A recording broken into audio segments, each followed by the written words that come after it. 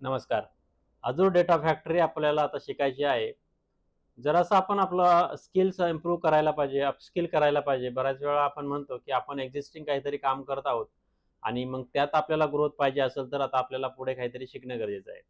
त्याच पद्धतीने जर तुम्ही report developer, data analyst, BI developer वगैरे म्हणून आता सध्या काम करत असाल, तर डेटा इंजिनिअरिंग ही एक अशी फील्ड आहे, ज्याच्यात भरपूर अपॉर्च्युनिटीज असतात. तर त्यासाठी आपण एक Microsoft Azure डेटा फॅक्टरी हे क्लाउड सोल्युशन जे आहे ते आपण बघणार आहोत आणि हे कशासाठी यूज करणार आहोत, या सर्व गोष्टी डिटेलमध्ये विथ प्रॅक्टिकल बघणार आहोत. आज आपण काही थेरॉटिकल इंट्रोडक्टरी भाग बघणार आहोत Microsoft Azure डेटा फॅक्टरीचा. त्यानंतर आपण याची सुरुवात कुठून करणार आहोत, ते पण बघणार आहोत. म्हणजे कसं रजिस्ट्रेशन करायचं आहे Microsoft Azure डेटा फॅक्टरीला, जेणेकरून आपल्याला पुढची काही प्रॅक्टिकल्स करायला सोपं जाईल.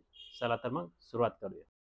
तर सर्वात प्रथम Azure डेटा फॅक्टरी समजून घेण्याच्या अगोदर आपण थोडंसं याचं बॅकग्राऊंड समजून घेऊया. म्हणजे नेमकं गरज काय आहे ह्या पर्टिक्युलर टूलची किंवा Azure डेटा फॅक्टरी का यूज करायचं आणि काय ते प्रॉब्लेम सॉल्व्ह करतं याचं थोडंसं आपण अंडरस्टँडिंग करून घेऊया.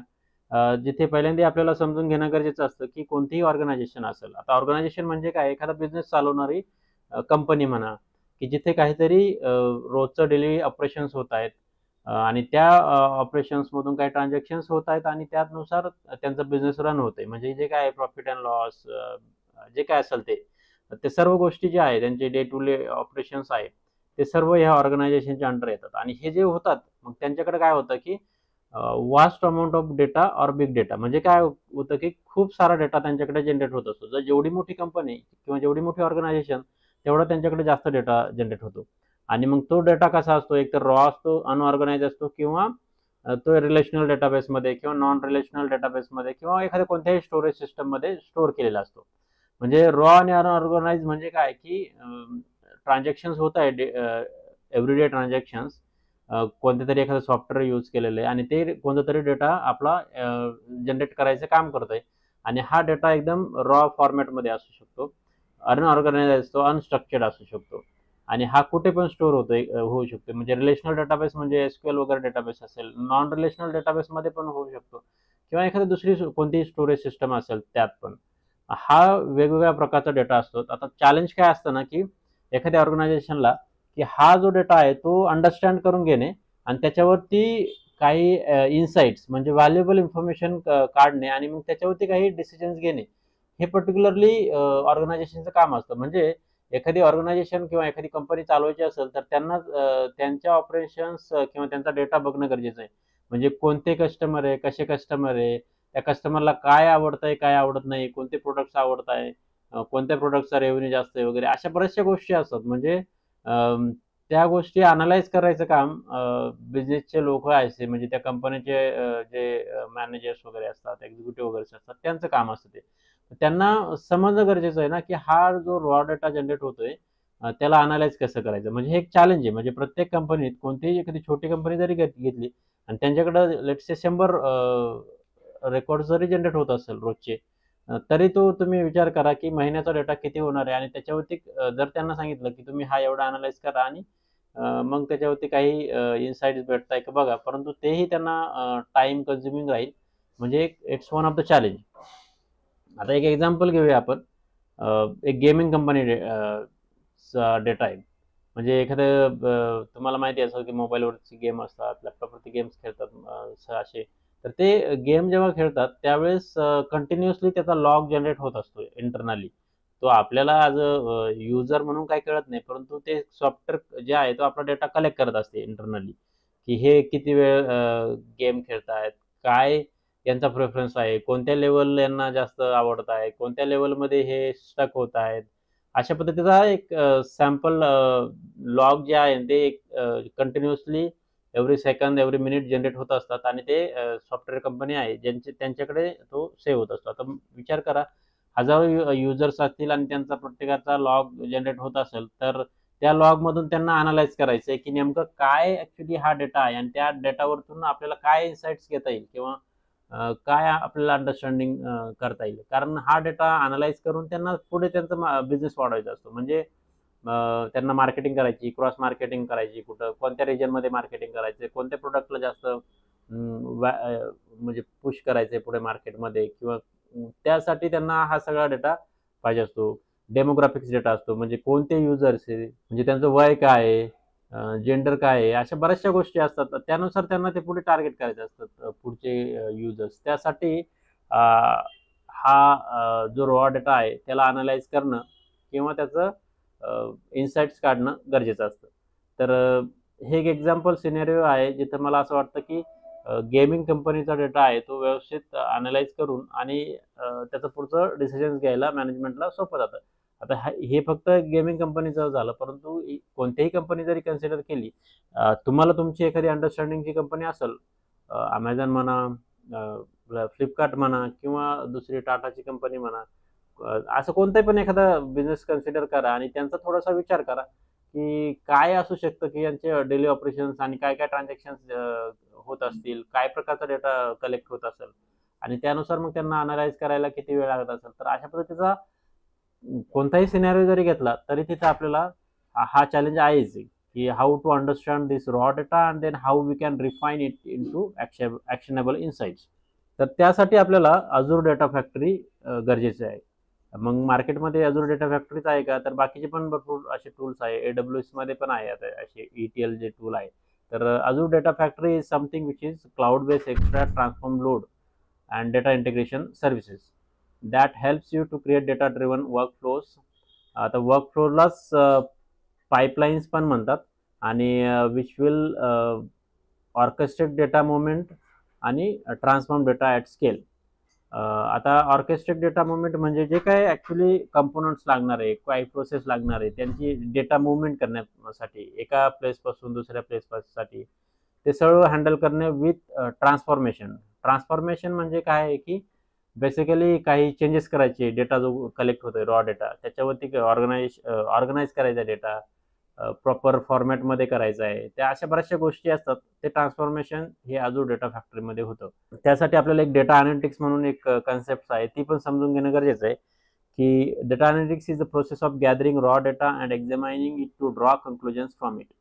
This process can be difficult if the data is in multiple locations such as hosted database and on-premise locations. आता होतं काय ना की जे लोक डेटा अनालिस्ट किंवा रिपोर्ट डेव्हलपर आहे त्यांना माहिती असतं की आपण कसं कोणतं टूल यूज करतो. म्हणजे पॉवर BI यूज करत असाल, टॅब्ल्यू यूज करत असाल, गुगलचं अनालिटिक्स स्टुडिओ यूज करत असाल, कोणतंही एखादं टूल यूज करत असेल तर तुम्हाला माहिती आहे की तुम्ही कसं एखाद्या डेटाबेसला कनेक्ट करतात, त्याच्यावरती रिपोर्ट्स बनवतात, डॅशबोर्ड बनवतात आणि मग त्याच्यावरती ते डॅशबोर्ड्स आपण एंड युजरला आपण ऍक्सेस देतो आणि they can take the decision. ही जनरली डेटा अनालिटिक्सची प्रोसेस आहे. मग जेव्हा हा डेटा वेगवेगळ्या लोकेशन्समध्ये असेल, म्हणजे होस्टेड डेटाबेस झाले किंवा ऑन प्रिमायसेस डेटाबेसेस झाले, मग तिथून आपल्याला तो डेटा घेणं म्हणजे it's not a easy task. तर त्यावेळेस आपल्याला अजूर डेटा फॅक्टरी हे एक टूल आहे, मायक्रोसॉफ्टचं अजूर डेटा फॅक्टरी हे टूल आहे, ते लागणार आहे. आता मायक्रोसॉफ्टचं अजूर हे क्लाउड टूल आहे.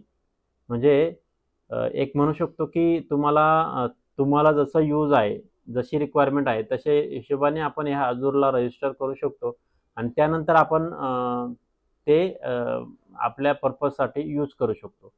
तर अजूर नेमकं काय प्रोव्हाइड करतं आणि अजूर डेटा फॅक्टरीमध्ये काय फरक आहे, तर अजूर पहिल्यांदा समजून घ्या की काय काय करतं. तर Azure provide several technology that you can implement to help with your organization data analytics.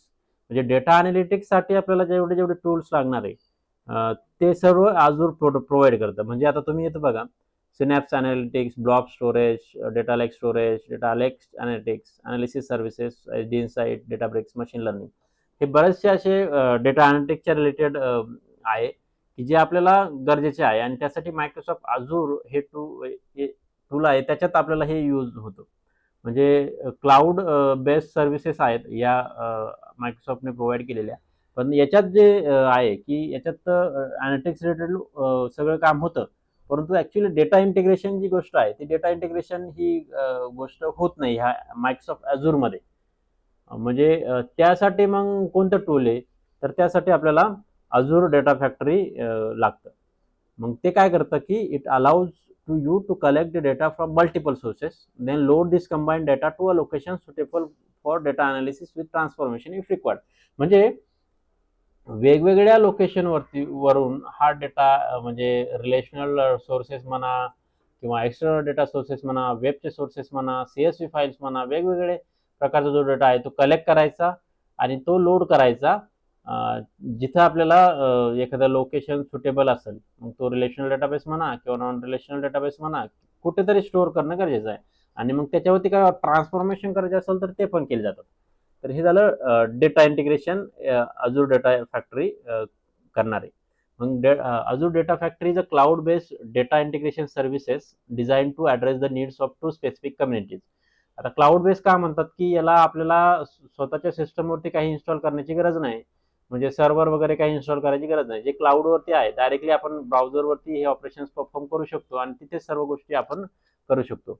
आता हे 2 गोष्टींना टार्गेट करतं किंवा 2 कम्युनिटीज ज्या आहेत त्यांना त्यांच्या ज्या गरजा आहेत ते पूर्ण करण्याचं काम करतात. पहिली गोष्ट कम्युनिटी आहे ती बिग डेटा कम्युनिटी, म्हणजे ज्या ऑर्गनायझेशन्स खूप vast amount of data generate करतात, काइंड ऑफ बिग डेटा, ते बिग डेटा कम्युनिटी जे लोक आहेत त्यांना. आणि रिलेशनल डेटा वेअरहाऊस कम्युनिटी. तर बिग डेटा कम्युनिटी म्हणजे काय, की it relies on the technology with vast amount of diverse data. Diverse data म्हणजे वेगवेगळ्या पद्धतीचा वेगवेगळ्या फॉर्मॅटमधले असणार डेटा. आणि मग अजूर डेटा फॅक्टरी काय प्रोव्हाइड करतं, की it provides them the option to create and run pipelines in the cloud. Pipelines म्हणजे काय, की एका ठिकाणाहून दुसऱ्या ठिकाणी डेटा मूव्ह करणे, याला पाईपलाईन्स म्हणतात. ते आपण पुढे डिटेलमध्ये व्यवस्थित विथ प्रॅक्टिकल बघणार आहोत. आणि मग पाईपलाईन क्रिएट करण्यासाठी ज्या काही कम्फर्टेबल टेक्नॉलॉजीज आहेत त्या कोणत्या आहेत, तर अजूरमध्ये अजूर सिनॅप्स अनालिटिक्स झालं, अजूर ब्लॉक झालं, डेटा लेक झालं, HD इनसाइट, डेटाब्रिक्स आणि अजूर मशीन लर्निंग, या गोष्टी सर्व आहेत. आपण पुढे जेव्हा प्रॅक्टिकल करू तेव्हा व्यवस्थित आपण बघणारच आहोत. त्यानंतर relational data warehousing community. Relational data वेअरहाऊसमध्ये जे आपला डेटा जो असतो बेसिकली मायक्रोसॉफ्ट एसक्यूएल सर्व्हर किंवा दुसऱ्या एखाद्या ओरॅकलचं सर्व्हर वगैरे अशा पद्धतीचं असेल त्याच्यात स्टोअर केला असतो. आणि SSIS इथं एक मायक्रोसॉफ्टचं जे टूल आहे Microsoft SQL server integration services, हे SSIS चे पॅकेजेस क्रिएट करतात. आता हे SSIS काय आहे त्यासाठी मी काही व्हिडिओज बनवले होते अगोदर, ज्याच्यात मी SSIS चे काही प्रॅक्टिकल्स घेतलेले आहेत, ते तुम्ही बघू शकता. त्याच्या लिंक्स तुम्हाला व्हिडिओ डिस्क्रिप्शनमध्ये मिळतील. तर ते पॅकेजेस आहे ना ते अजूरमध्ये आपण रन करू शकतो, म्हणजे तिथून आपण डायरेक्ट अजूरला रन करू शकतो. ते मी तुम्हाला पुढे प्रॅक्टिकली दाखवेलच. आता how Azzur data factory can help with the data analytics. म्हणजे डेटा इंटिग्रेशनसाठी आहे अजूर डेटा फॅक्टरी. एवढा तर कळालं आपल्याला, की डेटा इंटिग्रेशन म्हणजे वेगवेगळ्या लोकेशन पासून घ्यायचा डेटा आणि तो ट्रान्सफॉर्म करायचा from one location to another with any transformation. But for data analytics how it is going to be helpful. तर मग आता आपल्याला याच्यात 2 गोष्टी असतात, एक तर बिल्ड करायचं आणि एक पब्लिश करायचं. आता बिल्ड काय करतो, कॉम्प्लेक्स ETL प्रोसेस. आता ETL जेव्हा म्हणतो आपण एक्सट्रॅक्ट करतो, ट्रान्सफॉर्म करतो, लोड करतो आणि त्यात आपण डाटा फ्लोज किंवा पाईपलाईन्स करतो. आणि मग ते कशाने करू शकतो, तर HD insight, Hadoop, Databricks, SQL databases अशा पद्धतीचे जे सर्व्हिसेस आहेत ते आपण यूज करू शकतो. आणि मग publish this transform data to data stores for business intelligence apps to consume. म्हणजे एखाद्या डेटा स्टोअर्समध्ये, आता डेटा स्टोअर्स म्हणजे काय, की एखादा SQL डेटाबेस आहे त्याच्यात मला आपला डेटा व्यवस्थित स्टोअर करून देतात. तिथून पुढे मग पॉवर BI म्हणा किंवा टॅब्ल्यू म्हणा किंवा कोणतं एखादं व्हिज्युअलायझेशन टूल ते कनेक्ट करेल आणि त्याच्यावरती डॅशबोर्ड बनवेल. अशा पद्धतीने आपण डेटा अनालिटिक्स साठी हे अजूर डेटा फॅक्टरी युजफुल असतं. आता ही एक डायग्राम आहे जिथे तुम्हाला पूर्ण data sources plus data orchestration, analysis आणि व्हिज्युअलायझेशन असे 4 कंपोनंट दिसतील. आता इथं डेटा सोर्समध्ये जो काही तुमचा ऑन प्रेमायसेस असेल, होस्टेड डेटाबेस असेल, एक्सटर्नल डेटा असेल, तो घेतला जातो इथं. इंजेक्शन म्हणजे कन्झ्युम करणे आणि तो एक स्टोरेज लॉगमध्ये स्टोअर करणे इथून. आणि त्याच्यात डेटा इथं सिनॅप्समध्ये आता हे डेटा स्टोअर केला जातो. इथं ट्रान्सफॉर्मेशन वगैरे करणार आहे. हा जो पार्ट आहे पूर्ण, हा जो आहे तो डेटा फॅक्टरीचा आहे. इथं बघू शकता तुम्ही, हे डेटा फॅक्टरीमध्ये डेटा कन्झ्युम करायचा आहे, त्याचं ट्रान्सफॉर्मेशन करायचं आहे, त्याचं स्टोअर करायचं आहे, हे सर्व काम ह्या डेटा फॅक्टरीमध्ये होतं. आणि मग अनालिसिस सर्व्हिसेस वगैरे असतील त्या यूज करतात. अजूर ऍक्टिव्ह डिरेक्टरी वगैरे गरज पडली तर यूज करू शकतो ऑथेंटिकेशनसाठी वगैरे. आणि शेवटी पॉवर BI हे काय करेल, ह्या अनालिसिसला कनेक्ट करेल, analysis services, and then they can create visualisations or the reports as required. या पॉवर BI च्या ठिकाणी आपण दुसरं एखादा टूल पण यूज करू शकतो. तर अशा पद्धतीने Azure data factory is going to help for the data analytics. आता हे कसं काम करतं, तर यासाठी काही फंक्शन्स असतात आणि कंपोनंट्स असतात. आता फंक्शन्स म्हणजे काय, कनेक्ट अँड कलेक्ट. एखाद्या डेटा सोर्सला कनेक्ट करायचं आहे आणि डेटा कलेक्ट करायचा आहे, तो ट्रान्सफॉर्म करायचा आहे, पुढे एनरिच करायचा आहे. एनरिच म्हणजे त्याच्यावरती काही व्यवस्थित करायचं आहे, त्याला फॉर्मॅटिंग करायचं वगैरे, काही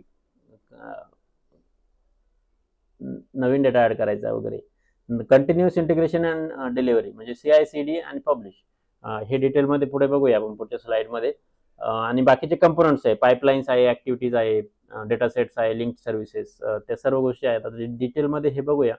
फंक्शन जेव्हा म्हणतो आपण तेव्हा कनेक्ट आणि कलेक्ट मध्ये काय, it can connect to on premises or cloud data sources. And collection data म्हणजे रॉ डेटा, एकदम स्ट्रक्चर्ड, अनस्ट्रक्चर्ड और सेमी स्ट्रक्चर्ड डेटा कलेक्ट करण्याचं काम करतं. दुसरं जे आहे ते ट्रान्सफॉर्म अँड रिच. ट्रान्सफॉर्म काय करायचं, एखाद्या डेटा घेतल्यानंतर त्याला सेंट्रल क्लाउड बेस्ड लोकेशन मध्ये टाकायचं आहे किंवा तिथून घ्यायचं आणि we can process the and transform the data using ADF data flows. Data flows म्हणजे pipelines. Data flow enables us to create data transformation graphs that run on Spark. Spark एक technology, त्याच्यावरती हे रन होतात graph. ते पुढे practically बघणार आहोत आपण. Continuous integration and delivery, CI/CD and publish. तर याच्यात काय होतं की आपण जे काही प्रोसेसेस ETLचे केलेले आहे, तर ते आपल्याला डेव्हलप करण्यासाठी आणि डिलिव्हर करण्यासाठी हेल्प करतं हे कंटिन्युअस इंटिग्रेशन अँड डिलिव्हरी, आपण कुठे पब्लिश करण्याच्या अगोदर. अँड हे CI/CD मध्ये Azure DevOps आणि GitHub हे जे आहे आपण ते with the help of pipelines we can use. आणि मॉनिटरिंग म्हणजे काय की एकदा की आपण पाईपलाईन्स क्रिएट केल्या आणि त्या डिप्लॉय केल्या, मग आपल्याला ते मॉनिटर करावं लागतात. ते बरोबर it's as per it's schedule activities, is it running correctly, fail झाल्या कधी तर मग ते कामुळे फेल झाले, आपल्याला ट्रबल शूट करून ते सॉल्व्ह करायचे. मग त्याचे पाईपलाईन्स वगैरे ज्या मेंटेनन्स ॲक्टिव्हिटी आहे त्या करणे. त्यानंतर ADF provide support for monitoring by using one of the following methods. तर Azure monitor, API, PowerShell, Azure monitor logs आणि हेल्थ पॅनल्स, या सर्व गोष्टी आपल्याला ही मॉनिटरिंग करायला हेल्पफुल असतात. मग हे टूल्स आपल्याला यूज करता आले पाहिजे. ते प्रॅक्टिकली आपण पुढे बघणार आहोत. आणि मग त्याच्यानंतर काही कंपोनंट्स, जे दुसरा जो पार्ट आहे फंक्शन नंतर कंपोनंट्स कोणते कोणते, तर पहिला pipeline. Pipeline is a logical grouping of activities that perform a specific unit of work. These activities together perform a task. म्हणजे ऍक्टिव्हिटीज म्हणजे एक काम, दुसरं काम, तिसरं काम, असे कंबाईन जेव्हा होतील, त्याची ग्रुपिंग जेव्हा करतील तेव्हा पाईपलाईन होणार. आणि ऍक्टिव्हिटीज म्हणजे काय की एक सिंगल स्टेप आहे. पाईपलाईनच्या आतमध्ये ऍक्टिव्हिटीज असतील. मग त्याच्यात डेटा मुवमेंट, डेटा ट्रान्सफॉर्मेशन आणि कंट्रोल ऍक्टिव्हिटीज ह्या असतात. डेटा सेट आणि डेटा स्ट्रक्चर जे पूर्ण आहे त्याचं डेटा स्टोअर मध्ये रिप्रेझेंट करण्याचं काम डेटा सेट करतात. लिंक सर्व्हिसेस म्हणजे काय की जे काही आपल्याला कनेक्शन पाहिजे between Azure data factory to external sources such as a data source, मग त्यांना ते प्रोव्हाइड करण्याचं काम लिंक सर्व्हिसेस आपण करू शकतो. Data store or computer resource म्हणतात त्याला. आणि डेटा फ्लोज काय करतात, डेटा इंजिनियरला काय करतात की हेल्प करतात to develop data transformation logic without needing to write code. म्हणजे जास्त कोडिंग करण्याची गरज असते, लो कोड, नो कोड वगैरे अशा पद्धतीचं त्याचं हे जे Azure डेटा फॅक्टरी आहे त्यात खूप कमी कोडिंग लागते. म्हणजे इनबिल्ट कंपोनंट्स आहेत, डेटा फ्लोज आहेत, ते आपण घ्यायचे. म्हणजे काही डुप्लिकेट रिमूव्ह करणं वगैरे झाले, अशा पद्धतीचे जे गोष्टी आहेत त्या सर्व तिथं होतात इझिली. त्या टाईपचं आपल्याला कोड न लिहिता आपण ह्या गोष्टी करू शकतो. आणि मग इंटिग्रेशन रन टाइम्स म्हणजे जे एन्व्हायरमेंट पाहिजे ते हे सर्व रन करण्यासाठी, म्हणजे डेटा फ्लोज म्हणा, डेटा मुवमेंट जे होते, activities, SQL server integration packages, execution वगैरे, हे जे काय आहे ते सर्व गोष्टी होण्यासाठी वेगवेगळ्या एन्व्हायरमेंटमध्ये जे काय आपल्याला रन टाइम एन्व्हायरमेंट पाहिजे ते Azure डेटा फॅक्टरी प्रोव्हाइड करतात किंवा यूज करतं. तर ह्या गोष्टी आहेत. आता हे पुढे एक डायग्राम आहे, ह्या डायग्राम मध्ये ह्या सर्व गोष्टी दिसेल. आता तुम्ही बघू शकता पाईपलाईन आहे, या पाईपलाईन मध्ये ह्या ऍक्टिव्हिटीज वन बाय वन, म्हणजे आता तुम्ही बघू शकता एका पाईपलाईन मध्ये 4-5 ऍक्टिव्हिटी आहेत. मग असं इथे डिटेलमध्ये ही एक दुसऱ्या पाईपलाईन असे एकदम असतात. नंतर कंट्रोल, हा पूर्ण जो आहे तो कंट्रोल फ्लो आहे बेसिकली, हा वर्क फ्लो आहे. मग तो ऑन डिमांड आहे का, शेड्यूल आहे की डेटा विंडो, म्हणजे हे ऑप्शन्स आहे. ट्रिगर पॉईंट काय की कोणत्या वेळी हे पाईपलाईन्स एक्झिक्यूट करायचे. म्हणजे प्रत्येकाची काय असतात ना, डेली एक्झिक्यूट व्हायला पाहिजे, काही पर्टिक्युलर रिक्वेस्ट आली तरच एक्झिक्यूट करायची, अशा भरपूर गोष्टी असतात. त्या असतात. आणि इकडे कनेक्टिव्हिटी, आता कनेक्टिव्हिटीमध्ये लिंक्ड सर्व्हिसेस जसं म्हटलं की आपल्याला जे काही वेगवेगळ्या सोर्सेसला कनेक्ट करायचं आहे त्यासाठी हे लिंक सर्व्हिसेस यूज केल्या जातात. आणि याच्यात हे Azure इंटिग्रेशन रन टाइम, म्हणजे हे जे पाईपलाईन वगैरे आहे ते एक्झिक्यूट करण्यासाठी जे एन्व्हायरमेंट लागणार आहे ते हे इंटिग्रेशन रन टाइम आहे. तर अशा पद्धतीने हा जो फ्लो आहे तो महत्त्वाचा आहे, की जस्ट जनरल डायग्राम आहे की जे आपल्याला समजून Azure डेटा फॅक्टरी समजून घेण्यासाठी मदत करतायत. आणि अशा पद्धतीने आपण ह्या सर्व गोष्टी थेरॉटिकली आतापर्यंत बघितल्या की इंट्रोडक्टरी पार्ट आहे Azure डेटा फॅक्टरी. जेव्हा आपण पुढे प्रॅक्टिकली बघणार आहोत की बेसिकली काय प्रॅक्टिकली Azure डेटा फॅक्टरीमध्ये होऊ शकतं, त्यावेळेस तुम्हाला अजून त्या ह्या गोष्टी व्यवस्थित समजतील. तर आता आपण पुढे getting started with Azure data factory म्हणजे कसं रजिस्टर करायचं Azure डेटा फॅक्टरीला, ते आता आपण बघणार आहेत. ते मी तुम्हाला प्रॅक्टिकली दाखवतो. सर्वात प्रथम गुगलवरती Azure डेटा फॅक्टरी म्हणून सर्च करायचं आहे आणि जी पहिली लिंक येईल azure.microsoft.com याच्यावरती क्लिक करायचं आहे. तर याच्यावरती तुम्हाला वेगवेगळी इन्फॉर्मेशन अवेलेबल आहे आणि get started with Azure option आहे पहिल्यांदाच. बाकीचे फीचर्स वगैरे आहेत, प्राइसिंग वगैरे अशी बरीचशी इन्फॉर्मेशन तुम्हाला याच्यावरती भेटेल. डॉक्युमेंटेशन वगैरे पण आहेत, ते तुम्ही थोडेसं गो थ्रू करू शकतात. आणि तुम्हाला रजिस्ट्रेशन करण्यासाठी गेट स्टार्टेड विथ Azure याच्यावरती क्लिक करायचं आहे आणि त्यानंतर मग तुम्हाला ट्राय Azure फॉर फ्री. आता हे फ्री जे आहे ते सुरुवातीला म्हणजे जवळपास 1 वर्षासाठी फ्री आहे. आणि जर ॲडिशनल आपण काही सर्व्हिसेस जर घेतल्या तर त्यासाठी आपल्याला पे करावं लागतं. म्हणजे आपण जसं घेऊ ते पे ॲज यू गो. तर साइन इन करायचं आहे with Microsoft email ID, hotmail@hotmail.com असेल. त्यानंतर युजर ID पासवर्ड टाकल्यानंतर तुम्हाला पुढची स्क्रीन येईल जिथे तुम्हाला बेसिकली जे काय आहे आपले ॲग्रीमेंट्स वगैरे की टर्म्स अँड कंडिशन्स वगैरे त्या क्लिक करून तुम्ही पुढे जर गेले तर तुम्हाला 2-3 व्हेरिफिकेशन्स होतात. पहिलं हे व्हेरिफिकेशन ईमेलचं होईल, ईमेल ID व्हेरीफाय केला जातो. दुसरा जो आहे तो तुम्ही फोनचं व्हेरिफिकेशन करू शकता. आणि तिसरं जे आहे ते कार्ड का की आता हे क्रेडिट कार्डचं इन्फॉर्मेशन घेतात आणि आपल्याकडून फक्त व्हॅलिडिटी व्हेरिफिकेशनसाठी पैसे काय कट वगैरे होत नाही. झालं तर ₹1 होतात, परत क्रेडिट करतात ते. परंतु तुम्हाला जर तुम्ही पुढे काही इन फ्युचर काही सर्व्हिसेस त्यांच्याकडनं परचेस केला तर त्यासाठी त्यांना पेमेंट लागतं. त्यासाठी ते कार्डची इन्फॉर्मेशन घेतात. बाकी काही प्रॉब्लेम नाही. आणि हे झाल्यानंतर तुम्हाला मग ही स्क्रीन येईल रजिस्ट्रेशन पूर्ण झाल्यानंतर. गो टू Azure पोर्टलवर जर क्लिक केलं आपण तर पुढची स्क्रीनवर जाऊ किंवा खाली काही स्टेप्स दिला आहे, एक व्हिडिओ दिला आहे जिथं तुम्ही हे पोर्टल कसं यूज करायचं ते बघू शकतात. बऱ्याचशा गोष्टी आहेत आणि याच्यात गेल्यानंतर तुम्हाला भरपूर सारे इन्फॉर्मेशन किंवा ऑप्शन्स अवेलेबल आहेत. गेट स्टार्टेडमध्ये ऑप्शन्स आहे, प्रोजेक्ट्स अँड गाईड्स आहेत. काही ऑनलाईन कोर्सेस आपण घेऊ शकतो याच्यातून, जिथं आपण हे टूल शिकू शकतो. तर basically we are trying to use data factories. तर त्या डेटा फॅक्टरीजसाठी इथं आपण ऑप्शन्समध्ये जर सर्च केलं इथे आता भरपूर AI plus machine learning options इथं आहे. तर डेटा फॅक्टरीज म्हणून सर्च करायचं आहे आणि मग तुम्हाला हे डेटा फॅक्टरीज म्हणून ऑप्शन्स येईल. तर इथं क्लिक केल्यानंतर तुम्हाला क्रिएट डेटा फॅक्टरी वगैरे ऑप्शन्स अवेलेबल आहेत. आता हे आत्ता आपण बघणार नाही, परंतु एवढी स्टेप्स पूर्ण करून घ्या आणि पुढच्या सेशनमध्ये आपण थोडंसं प्रॅक्टिकली बघूया